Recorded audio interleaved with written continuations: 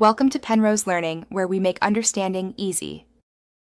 You start by signing into Teams with your work or school account because permissions determine whether you can create teams. Once signed in, go to Teams, choose Join or Create a Team, then Create Team, pick Build from scratch or a template depending on recurring needs.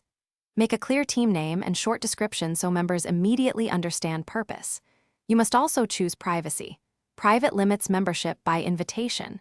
Public lets anyone in your org join. Finally, assign a sensitivity label if your org requires data controls.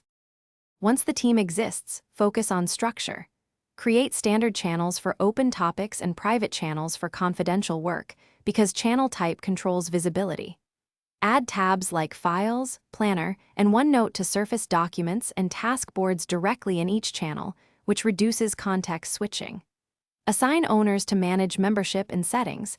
Keep at least 2 owners for continuity. Then configure channel moderation and posting permissions to control who starts conversations and who replies, ensuring productive communication and clearer accountability. Finish by inviting team members and, if needed, guests. Add users directly or add an existing Microsoft 365 group to save time.